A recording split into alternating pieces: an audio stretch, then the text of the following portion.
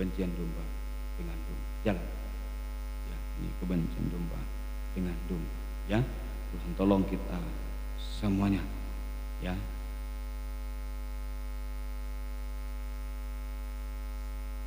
Kebencian domba dengan domba. Tuhan tolong kita semuanya.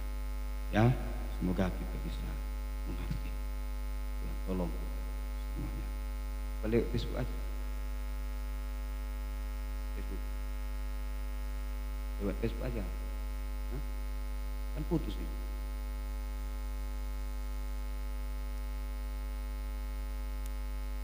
Ya. Ini Tuhan tolong kita. Berarti nggak tahan lama. Jadi ini domba dengan domba. Jadi mama tuh kan lihat ini. Jadi ya ini domba dengan domba. Jadi ya seperti kakak-kakak Yusuf benci kepada Yusuf. Ini domba dengan domba. Sekarang kita lihat penyebab kebencian. Apa yang menyebabkan kebencian itu terjadi dalam kandang penggembalaan? Nah, apa yang menyebabkan kebencian itu terjadi dalam kandang penggembalaan? Yang pertama, ayat 3 Kejadian itu ayat yang ketiga, ayat yang ketiga. Kitab Kejadian 30 ayat yang ketiga. Israel lebih mengasihi Yusuf dari semua anaknya yang lain, sebab Yusuf itulah anaknya yang lahir pada masa tuanya, dan ia menyuruh membuat jubah yang maha indah bagi. Ini penyebab kebencian dalam kandang penggembalaan. Yaitu yang pertama, sebab Yusuf mendapat jubah, ya, mendapat jubah yang maha indah. Ini sebab Yusuf mendapat jubah yang maha indah. Itu Yusuf mendapat jubah yang maha indah. Artinya Yusuf lebih, itu dipakai Tuhan, ya, daripada yang itu pemakaian Tuhan itu lebih kepada Yusuf. Maksudnya, kakak-kakak Yusuf benci. Iri dengan pemakaian Tuhan kepada Yusuf. Jadi Yusuf mendapat jubah yang indah, Tuhan pakai Yusuf. Sehingga yang lain iri. Jadi maksudnya di sini Yusuf mendapat jubah indah artinya itu iri hati dengan pemakaian Tuhan kepada orang lain. Iri hati dengan pemakaian Tuhan kepada orang lain. Sehingga iri menggosipkan, tuh lihat toh gembala pakai dia itu karena orang hebat, karena orang kaya, itu iri hati. Ya toh dia dipakai karena dekat dengan gembala, itu menggosipkan, memfitnah. Iri hati dengan pemakaian Tuhan kepada orang lain. Jadi saya tekankan, apapun jabatan pelayanan kita, apapun jabatan pelayanan kita masing-masing, mungkin ada yang gembala, ada sangkur, ada pembersih gereja, ada pemain musik, ada pembersih gereja, tukang ngepel, dan lain-lain. Itu semua jabatan pelayanan itu sama dengan jubah yang maha indah dan nilainya sama. Nilainya sama. Saya ulangi. Jadi apapun jabatan pelayanan kita masing-masing, mungkin ada seorang gembala, ada guru sekolah minggu, ada pembersih gereja, ada tukang ngepel, ada pemain musik, ada kur dan lain-lain. Semua adalah sama-sama jubah yang maha indah dan nilainya sama. Nilainya sama. Yaitu nilainya tetap sama. Tetap 1 dinar. Upah 1 dinar, gembala 1 dinar, pembersih gereja 1 dinar, guru sekolah minggu 1 dinar, semua sama. Upah 1 dinar. Jadi orang iri, kalau ada orang iri, ya, benci saat orang lain dipakai oleh Tuhan, maka hidupnya merasa tidak dipakai oleh Tuhan. Umpama kalau saya, contoh, saya sebagai gembala, lalu ada orang lain yang lebih dipakai daripada saya umpama, lalu saya iri. Saya merasa tidak dipakai Tuhan, itu orang iri. Begitu juga sidang jemaat Tuhan. Kalau sesama sangkur, satu orang dipakai, ini merasa aduh iri pada ini, yang pada yang satu, dia akan merasa aduh aku nggak dipakai, merasa aja. Itu. Jadi hati-hati Jadi orang iri seringkali hanya merasa tidak dipakai Tuhan. Jangan, sama semuanya. Jadi kalau ada orang yang dipakai, ayo dukung. Nah, didukung, bukan malah dijatuhkan, malah dijegal, bukan, tapi didukung. Ayo sama semua, sama dipakai. Tukang ngepel sama. Kalau nggak ada tukang ngepel gereja loh, bagaimana? Umpama kalau tempat ibadah kita ini tidak dibersihkan, nah semuanya mau pelayan apa? Pelayan kor semuanya, pelayan gembala, pimpin pujian. Gerejanya kotor ya siapa yang tahan di dalamnya? Nah, jadi ada yang Tuhan pakai tukang pembersih gereja. Nah, kalau sudah di gereja bersih, nah, itu dipakai Tuhan. Sama. Jadi sebagai pembersih gereja jangan kecut. Wah, jangan. Wah, aku yang ngepel, jangan. Itu dipakai Tuhan. Biar orang lain tidak lihat, tapi Tuhan yang lihat. Nah, waktu Tuhan akan lebih pakai lagi. Akan lebih pakai. Ya, Tuhan tolong kita semuanya. Seperti saya dulu, nah lulus Lempinel, bukan langsung gembala, bukan langsung khotbah, bukan langsung apa. Semua, ya kita alami. Saya alami dulu, bersihkan got, paret, semua kita lakukan. Paretnya dibersihkan, buang sampah. Tapi lambat, pelan-pelan Tuhan tingkatkan lagi. Suruh pimpin pujian, suruh khotbah. Ya. Sampai hari ini bisa dipercaya sebagai seorang gembala. Sampai ya, puji Tuhan, kita bisa dipercaya lagi untuk ada pelayanan yang satu. Itu pelan-pelan Tuhan tingkatkan. Yang penting ayo, jangan pernah kecut tawarti, pelayan saya cuma pembersih gereja. Tuh, jangan. Suatu waktu akan lebih lagi Tuhan tingkatkan pemakaian Tuhan dalam hidup kita semua. Pelan tuh, tidak usah wah dia enak, jangan. Proses dulu pembersih gereja. Seperti saya dulu lulus dari Lempinel hanya membersihkan paret, itu buang-buang sampah di paret itu, tanahnya digali, dibuang lagi. Lanjut lagi, meningkat lagi, buang sampah, antar jemput jemaat, itu begitu pelan. Baru disuruh pimpin pujian, baru disuruh utus khotbah, sampai sekarang bisa jadi gembala. Nah itu bisa dipercaya lagi. Yang penting ayo, sidang jemaat Tuhan juga semua, apapun jabatan kita masing-masing saat ini, yang penting ayo jangan pernah iri atas pemakaian Tuhan terhadap kita. Kalau iri, tidak dipakai Tuhan lagi. Tapi kalau kita ngikut, suatu waktu pemakaian Tuhan akan lebih lagi dari kita, akan lebih meningkat lagi dalam hidup kita. Dipakai. Nah, yuk yang belum melayani segera ambil kesempatan. Jangan sampai hilangkan kesempatan. Itu kalau menunda-nunda waktu, yang lain masuk. Yang lain masuk. Apa yang kita tunggu-tunggu saat ini? Apa yang mau kita tunggu? Nah, ayo yang belum melayani, buka pintu hati dengan doa pada Tuhan. Gunakan waktu untuk bisa melayani Tuhan. Nah, ayo gunakan waktu melayani Tuhan. Nah, Tuhan tolong kita semuanya berdoa pada Tuhan, mohonkan ya, hikmat Tuhan, mohon kuasa Roh Kudus menolong kita untuk bisa dipakai Tuhan dalam ibadah pelayanan. Nah, semoga kita bisa mengerti sungguh itu penyebab kebencian pertama. Penyebabnya karena iri. Dalam kandang penggembalaan ada iri hati, penyebabnya karena apa? Karena satu, karena orang lain. Nah, iri hati kepada pemakaian orang lain kepada Tuhan. Begitu iri terhadap pemakaian Tuhan kepada orang lain. Dia merasa kenapa tidak aku yang dipakai, kenapa dia? Itu iri. Itu penyebab pertama. Iri hati tentang pemakaian Tuhan kepada orang lain. Itu penyebab pertama. Penyebab kedua, ayat 5 tadi. Kitab Kejadian 37 ayat yang ke-5. Kejadian 37 ayat 5. Pada suatu kali bermimpilah Yusuf, lalu mimpinya itu diceritakan kepadanya, kepada saudara, sebab itulah mereka lebih benci lagi kepada. Ya, jadi ini sebab Yusuf itu mendapat karunia mimpi. Yusuf mendapat karunia mimpi karena itu sama dengan karunia pembukaan firman. Mimpi itu sama dengan karunia pembukaan firman. Itu iri hati karena mendapat karunia pembukaan firman.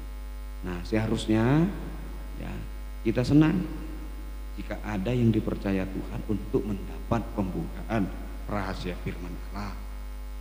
Itu sebab pembukaan rahasia firman Allah sanggup untuk menyucikan kita. Apalagi lewat berfellowship seperti ini, ada di Malang, itu ada yang dipakai Tuhan dalam mengungkapkan rahasia pembukaan rahasia firman. Tentu kita senang, saya senang, kita senang. Bisa mendapat pembukaan rahasia firman, ada yang dipakai Tuhan. Kita bersyukur karena kita juga bisa dipercaya untuk menerima. Satu orang dipakai menerima wahyu pembukaan rahasia firman, dibagikan kepada kita. Kita juga bisa menerima, dipercaya juga untuk menerima pembukaan rahasia firman. Kalau kita iri, bagaimana? Jadi makanya kalau ada orang yang dipakai dalam mengungkapkan rahasia firman, jangan iri, bersyukur bisa dipercaya Tuhan untuk mengungkapkan pembukaan rahasia firman Allah. Tolong semuanya, ya Tuhan tolong semuanya. Sekarang cara menghadapi kebencian dalam kandang penggembalaan. Kita Kejadian 37 ayat 2. Kejadian 37 ayat 2. Inilah riwayat keturunan Yakub.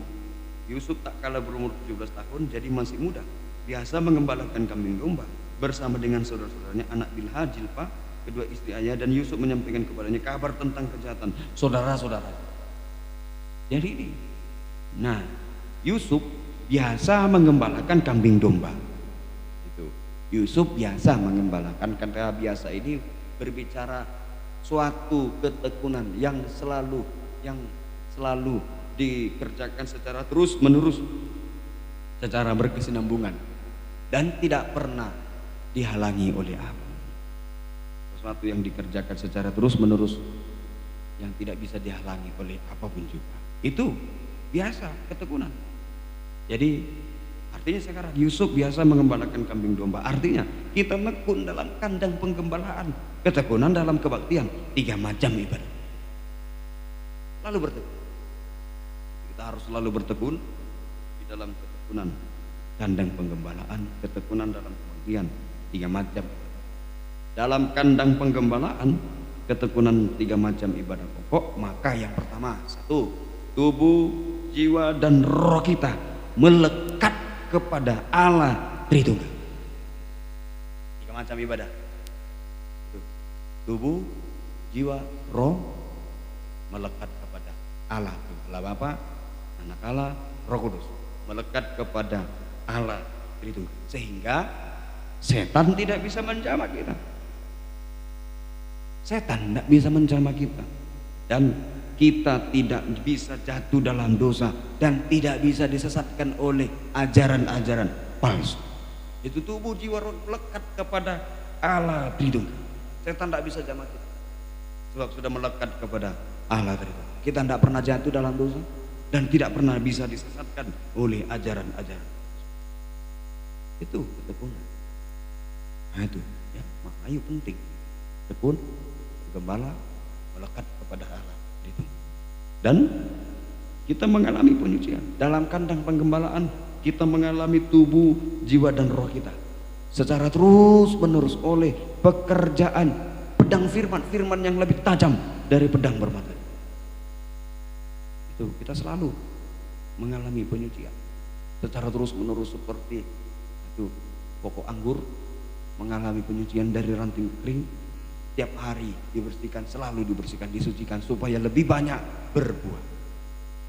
Begitu juga dalam kandang penggembalaan, tubuh, jiwa, roh selalu mengalami penyucian oleh pekerjaan pedang firman yang lebih tajam dari pedang bermata dua.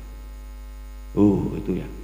Tubuh, jiwa, roh kita disucikan sampai puncaknya mulut disucikan, sehingga mulut hanya berkata benar.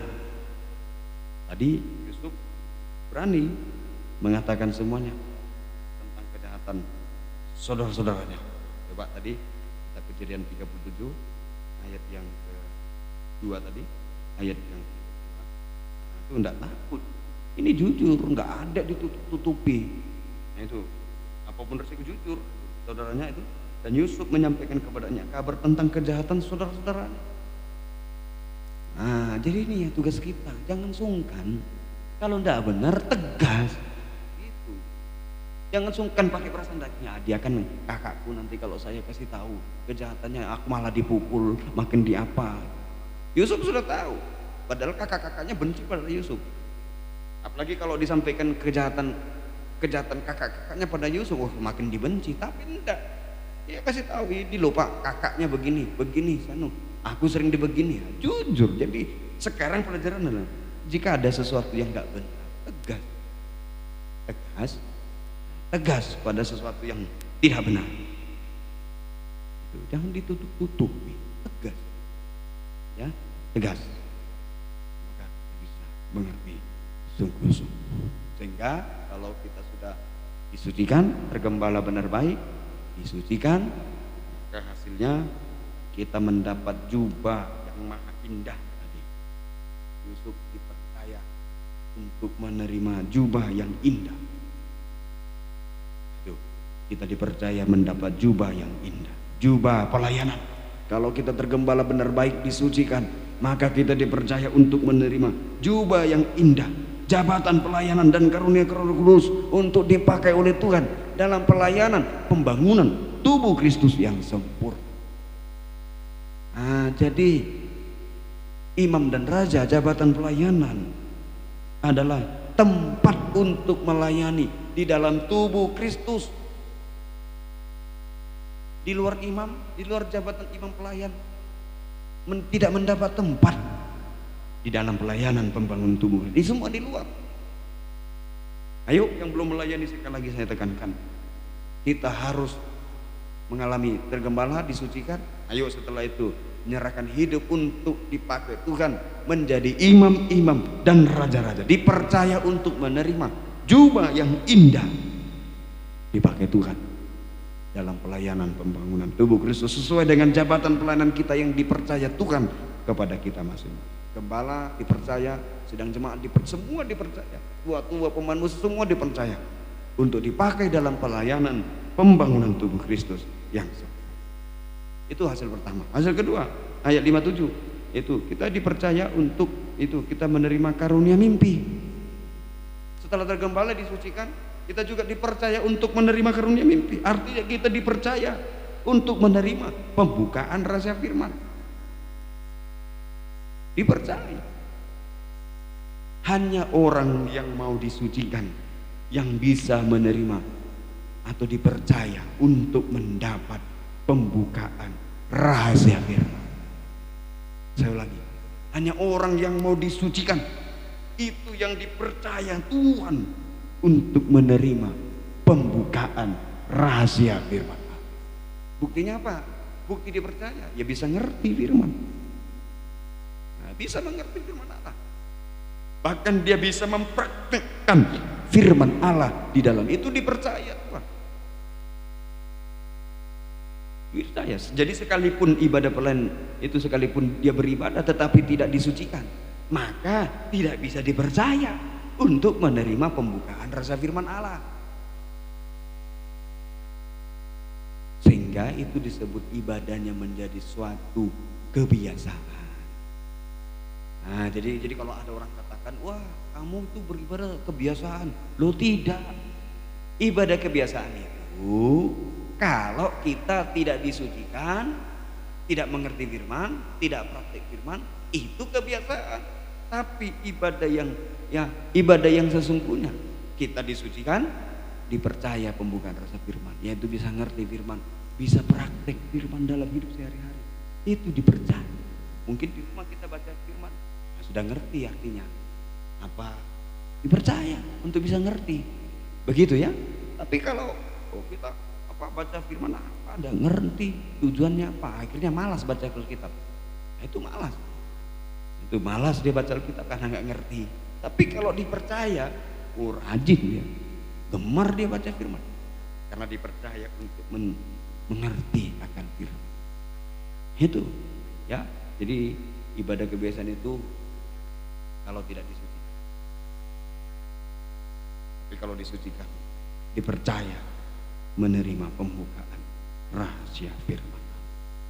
Nah, Tuhan tolong kita semuanya. Itu yang pertama, menghadapi kebencian, yuk tetap bergembala benar baik. Yang kedua, kitab Kejadian 37 ayat 31. Kejadian 37 ayat yang ke-31. Kejadian 37 ayat yang ke-31 ayat yang kemudian mereka mengambil jubah Yusuf dan menyembelih seekor kambing, lalu mencelupkan jubah itu ke dalam darah. Nah itu, jadi ini jubah harus dicelup dalam darah. Jubah harus dicelup dalam menghadapi kebencian. Ayo, jubah harus selalu dicelup dalam darah. Artinya kita rela sengsara daging bersama Yesus, sengsara daging tanpa dosa.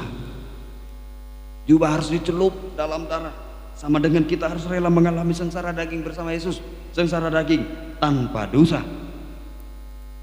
Itu saat-saat kita mengalami percikan darah, sengsara daging bersama Yesus, maka saat itu kita juga bisa mengalami keubahan hidup, pembaharuan hidup dari manusia daging menjadi manusia rohani seperti Yesus. Kita bisa mengalami perubahan hidup dari manusia daging menjadi manusia rohani seperti Yesus. Apa yang dibaharui? Mari 1 Petrus 4 ayat 12. 1 Petrus 4 ayat yang ke-12. Ayat 12. Saudara-saudara yang kekasih, janganlah kamu heran akan nyala api siksaan yang datang kepadamu sebagai ujian seolah-olah ada sesuatu yang luar biasa terjadi atas kamu. Sebaliknya bersukacitalah sesuai dengan bagian yang kamu dapat dalam penderitaan Kristus, supaya kamu juga boleh bergembira dan bersukacita pada waktu yang menyatakan kemuliaannya. Berbahagialah kamu jika kamu dinista karena nama Kristus, sebab roh kemuliaan yaitu roh Allah ada padamu. Janganlah ada di antara kamu yang harus menderita sebagai pembunuh atau pencuri atau penjahat atau pengacau. Tetapi jika ia menderita sebagai orang Kristen, maka janganlah ia malu, melainkan hendaklah ia memuliakan Allah dalam nama Kristus dan seterusnya. Ini apa yang dibaharui saat kita mengalami percikan darah. Yang pertama, pencuri. Pembaharuan hidup dimulai dari dosa pencuri. Seringkali mencuri milik Tuhan, perpuluhan dan persembahan khusus. Sedang jemaat Tuhan, kita semua, kita semua, yuk, jangan ambil milik Tuhan, jangan curi, gelap. Biar kita curi 1000, gelap hidup kita. Ayo, malam ini dosa pencuri yang seringkali dicuri apa? Milik Tuhan, perpuluhan dan persembahan khusus, itu yang dicuri. Diubahkan menjadi bisa pemberi. Diubah. Malam ini yang masih seringkali curi perpuluhan, ubahkan. Kalau tidak, gelap pekerjaannya, gelap keuangannya, gelap semuanya, sampai gelap di lautan api neraka. Malam ini dosa pencuri diubahkan. Ayo, bisa memberi, terutama bisa mengembalikan milik Tuhan. Itulah perpuluhan dan persembahan khusus. Kembalikan. Juga dosa penjahat, itu dosa penjahat diubahkan, ya bisa menjadi berbuat baik, bisa berbuat baik. Dosa pengacau, seringkali pengacau itu diubah menjadi pendamai. Kita menjadi benar, ya, supaya itu sampai waktu jubah itu dicelup sampai menghasilkan jubah yang putih berkilau-kilau. Wahyu 19 ayat 8. Wahyu 19 ayat yang ke-8. Wahyu 19 ayat 8. Dan kepadanya dikaruniakan supaya memakai lenan halus yang berkilau-kilauan dan yang putih bersih. Lenan halus itu adalah perbuatan yang benar dari orang. Ini diubah, ya. Ini diubahkan. Perbuatan itu perbuatan ya perbuatan semua dosa. Jubah dicelup dalam darah sampai perbuatan kita betul-betul putih berkilau. Jubah memiliki putih berkilau. Jubah mempelai yang siap masuk dalam pesta perjamuan kawin. Itu yang kedua. Sekarang yang terakhir, yang ketiga. Ini ya, yang ketiga, kebencian yang ketiga. Tadi kebencian melanda dunia itu sampai membenci, orang benar dibenci. Kedua, hati-hati juga kebencian melanda di dalam kandang penggembalaan. Iri. Nah itu iri, saat orang lain dipakai Tuhan, sesama pelayan Tuhan saling membenci. Sebenarnya iri ya. Tuh tadi. Sekarang yang ketiga, kebencian melanda nikah rumah tangga. Markus 13. Sedikit lagi yuk. Markus pasal yang ke 13, 12 sampai yang 13. Markus 13, 12 sampai ke 13. Seorang saudara akan menyerahkan saudaranya untuk dibunuh. Itu demikian juga seorang ayah terhadap anaknya, dan anak-anak akan memberontak terhadap orang tuanya dan akan membunuh mereka. Kamu akan dibenci semua orang oleh karena namaku, tetapi orang yang bertahan sampai pada kesudahannya, ia akan selamat. Jadi ini kebencian yang ketiga, melanda nikah rumah tangga. Itu kebencian melanda nikah rumah tangga, yaitu kebencian dalam nikah rumah tangga itu saling membenci, bahkan saling membunuh. Suami itu, istri saling membenci. Ini melanda kebencian, melanda nikah. Suami dan istri saling membenci, anak terhadap orang tua saling membenci, menantu terhadap orang tua, mertua saling membenci, menantu terhadap mertua saling membenci, adik terhadap kakak saling membenci, semua ipar terhadap apa saling membenci, semua ya saling membenci. Tuh, semua saling membenci. Itulah kebencian melanda nikah rumah tangga. Yuk sekarang jalan keluarnya sedikit. Yohanes kembali 1 Yohanes 3 ayat 11. Ini kembali lagi 1 Yohanes 3 ayat yang 11. 1 Yohanes 3 ayat yang 11. Sebab inilah berita yang telah kamu dengar dari mulanya, yaitu bahwa kita harus saling mengasihi. Ini jalan keluarnya, kita harus hidup di dalam kasih. Hidup di dalam kasih. Ya, hidup di dalam kasih. Yuk menghadapi suatu kebencian dalam dunia, dalam pandang penggembalaan, dalam nikah rumah tangga, menghadapi semua itu. Ayo, saat ini kita harus hidup di dalam kasih. Hidup di dalam kasih. Bagaimana hidup di dalam kasih? Nah, bagaimana kita hidup di dalam kasih? Nah, dua aja saya. Yuk dua saja. Satu, yang pertama, hidup dalam kasih, yaitu 1 Korintus 13 1 sampai 8. 1 sampai 8. 1 Korintus 13 1 sampai 8 itu tentang kasih. Sekalipun aku dapat berkata-kata dengan semua bahasa manusia dan bahasa malaikat, tetapi jika aku tidak mempunyai kasih, aku sama dengan gong yang berkumandang dan canang yang gemercing. Sekalipun aku mempunyai karunia untuk bernubuat dan aku mengetahui segala rahasia dan memiliki seluruh pengetahuan, dan sekalipun aku memiliki iman yang sempurna untuk memindahkan gunung, tetapi jika tidak mempunyai kasih, aku sama sekali tidak berguna. Dan sekalipun aku membagi-bagikan segala sesuatu yang ada padaku, bahkan menyerahkan tubuhku untuk dibakar, tetapi jika aku tidak mempunyai kasih, sedikit pun tidak ada faedahnya bagiku. Kasih itu sabar, kasih itu murah hati, ia tidak cemburu, ia tidak membanggakan diri dan tidak sombong, ia tidak melakukan yang tidak sopan dan tidak mencari keuntungan diri sendiri, ia tidak pemarah dan tidak menyimpan kesalahan orang lain, ia tidak bersukacita karena ketidakadilan, tetapi ia bersukacita karena kebenaran.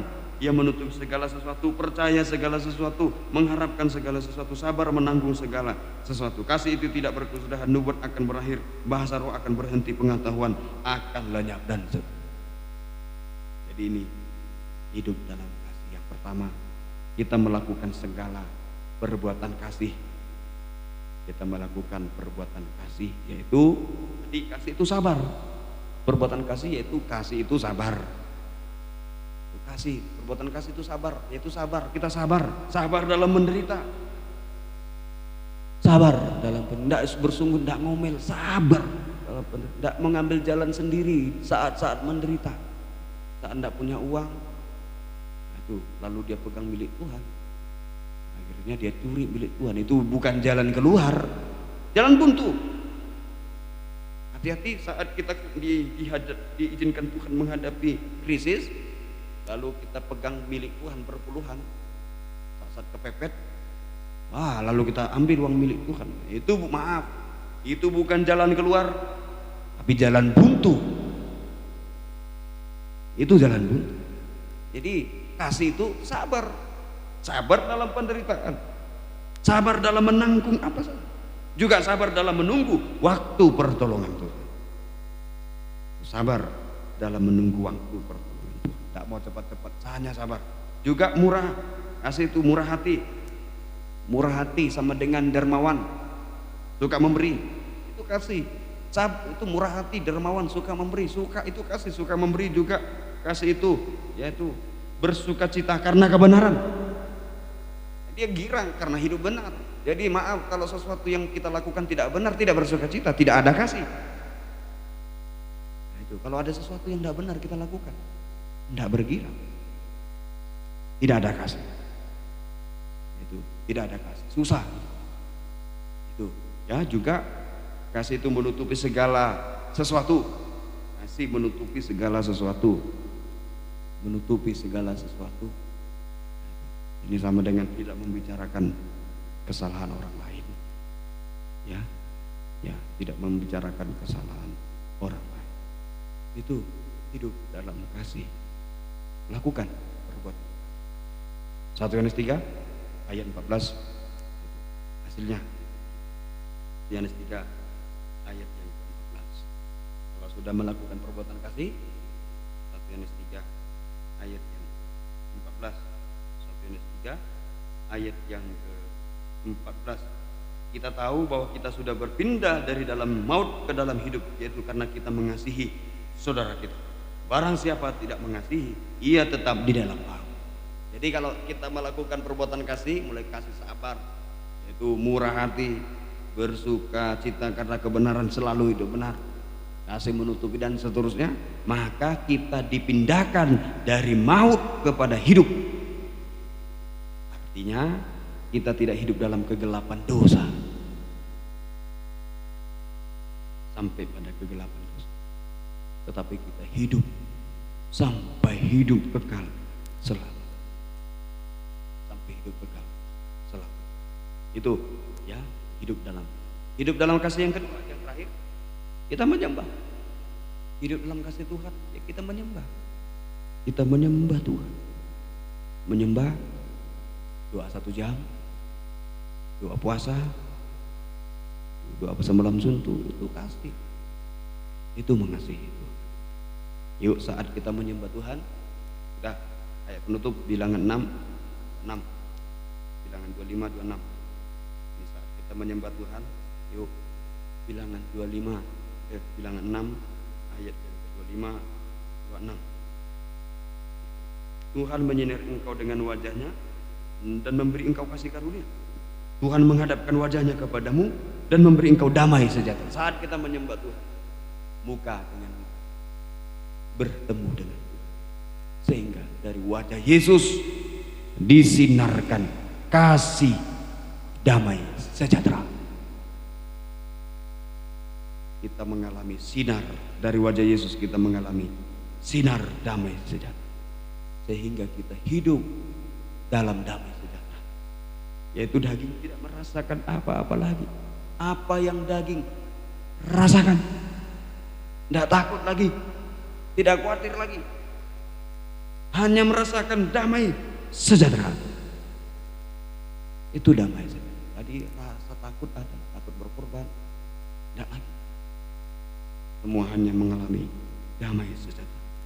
Dan ya itu ya, kasih juga ayat 26, ayat 26 tadi, bilangan 6 ayat yang ke-26. Tuhan menghadapkan wajahnya kepada memberi engkau damai sejahtera. 25, Tuhan menyinari engkau dengan wajah dan memberi engkau kasih. Itu saat kita menyembah Tuhan, kita mengalami sinar kasih Tuhan, ya, untuk menyinari wajah kita yang muram, sehingga wajah berseri. Wajah muram, wajah diubahkan menjadi wajah berseri, sampai wajah kita berseri seperti wajah Yesus, terang seperti Yesus terang. Kita sempurna seperti Yesus sempurna. Malam ini apa yang muram dari kita? Wajah muram itu ditentukan dari api, iri, benci, dan lain-lain. Wajah muram. Tapi malam ini ayo datang menyembah Tuhan. Ada perjamuan suci menyinari hati yang gelap, sehingga wajah berseri sampai sempurna. Tuhan memberkati kita bersama Dia. Hatiku.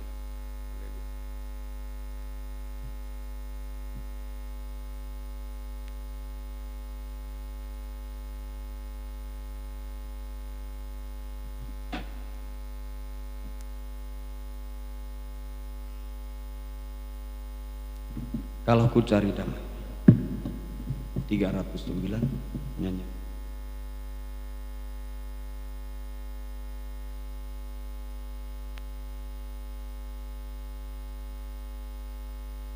Ya, kita semua bangkit berdiri, pelayan perjamuan suci akan tampil bersama Dia. Hatiku damai.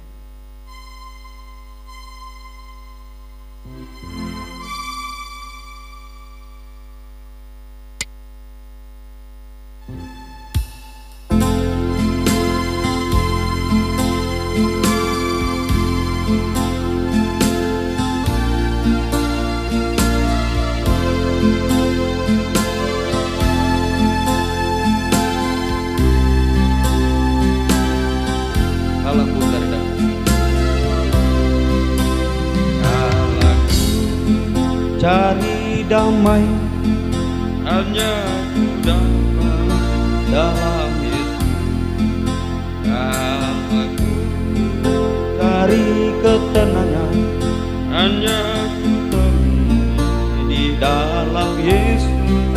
Tak satu pun dapat menghibur, tak seorang pun dapat menolong. Hanya Yesus, hanya Yesus jawaban hidup.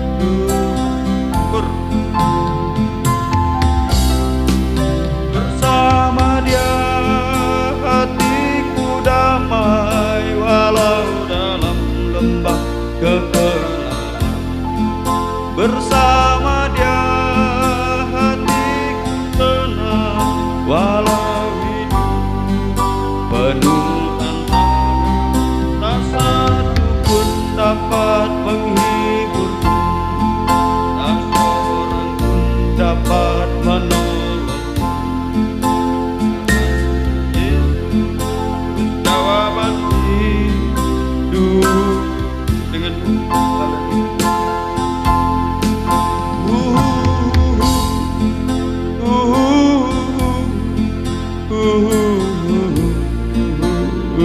menghadapi kebencian Allah di dalam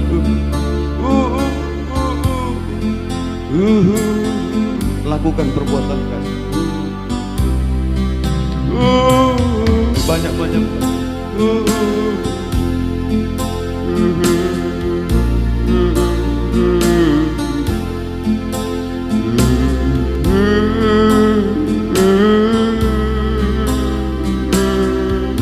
kita mengangkat dua tangan.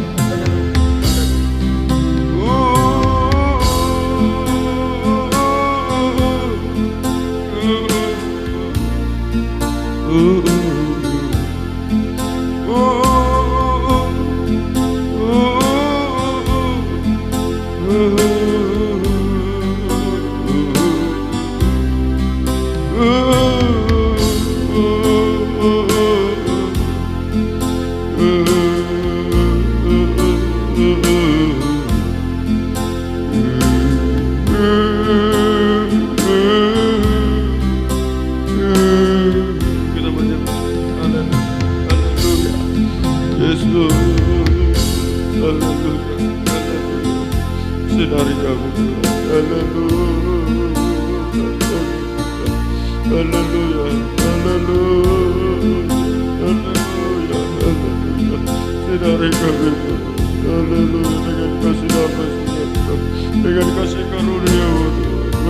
dengan kebencian yang kami tidak mampu. Haleluya, haleluya, haleluya. Yesus, haleluya, haleluya, haleluya. Tuhan tolong kami semua. Haleluya, jamah kami. Terima kasih. Haleluya, haleluya, haleluya, haleluya. Haleluya. Terima kasih. Terima kasih. Terima kasih. Turunkan tangan. Terima kasih. Terima kasih. Sekarang Tuhan, kami akan menerima tubuh dan darah-Mu, bubuhkan berkat-Mu atas perjamuan suci. Ampuni segala dosa-dosa kami, sucikan oleh darah-Mu. Urapi kami semua, urapi perjamuan suci. Tuhan tolong kami semuanya. Terima kasih Tuhan. Syukur hanya kepada-Mu. Dalam nama Tuhan Yesus Kristus kami berdoa. Haleluya. Amin. Kita bernyanyi kembali pujian tadi.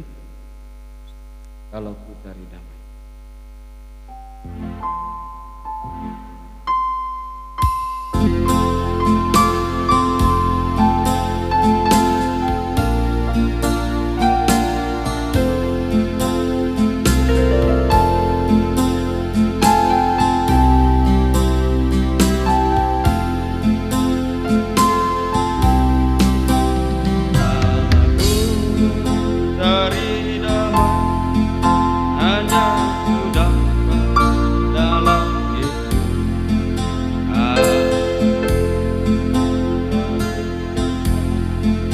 Hanya kutemui di dalam Yesus, tak satu pun dapat menghiburku, tak seorang dapat menolong. Hanya Yesus jawaban hidup. Bersama Dia hatiku damai, walau dalam lembah kegelapan. Bersama Dia hatiku tenang, walau hidup penuh tantangan. Tak satu pun dapat menghibur. Dengan semua kita bangkit berdiri. Tak seorang pun dapat menolong.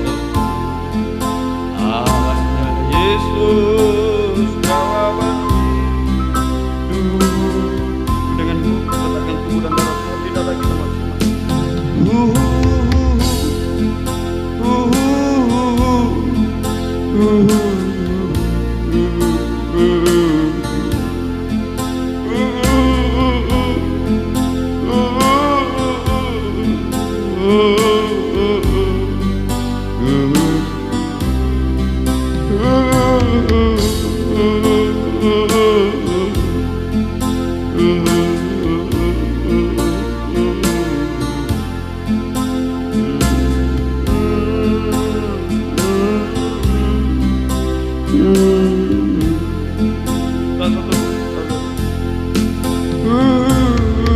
Sambil kita mengangkat tubuh Tuhan yang ada di tangan kanan kita.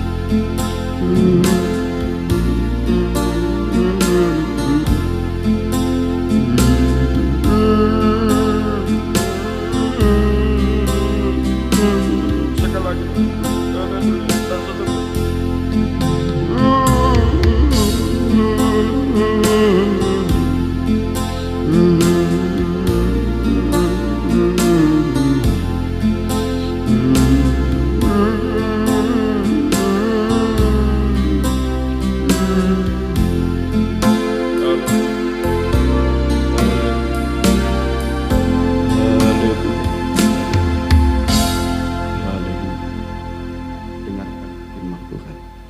Sebab apa yang telah kuteruskan kepadamu telah aku terima dari Tuhan, yaitu bahwa Tuhan Yesus pada malam waktu jadi serahkan mengambil roti, dan sesudah itu ia mengucap syukur atasnya.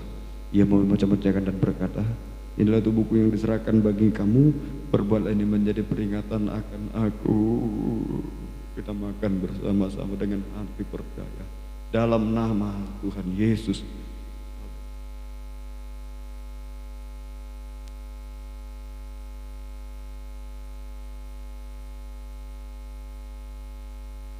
Haleluya. Haleluya.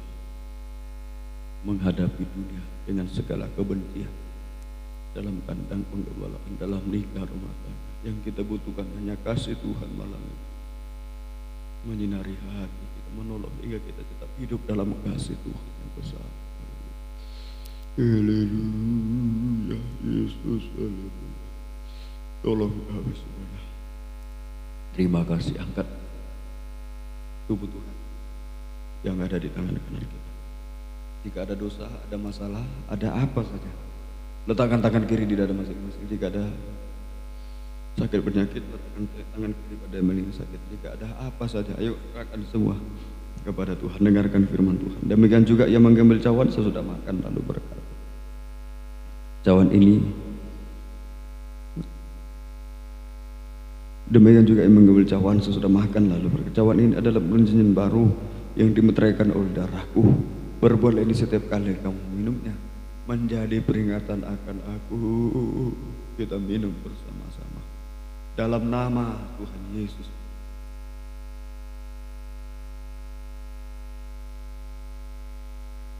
Haleluya, haleluya. Tentu kita semua harus saling mengasihi dalam nikah. Ayo jangan saling membenci dalam penggembalaan, di pekerjaan, di mana saja. Ayo kita harus hidup dalam kasih Tuhan. Haleluya, haleluya. Angkat dua tangan kepada Tuhan. Haleluya, haleluya, haleluya, haleluya. Sebab setiap kali kamu makan roti dan minum cawan ini, kamu memberitakan Tuhan kematian Tuhan sampai ia datang. Haleluya, haleluya, Yesus, haleluya, haleluya, haleluya, haleluya, haleluya, haleluya, Yesus, haleluya. Tolong kami Tuhan, kuatkan kami menghadapi dunia dalam kebencian saat ini kami tidak mampu.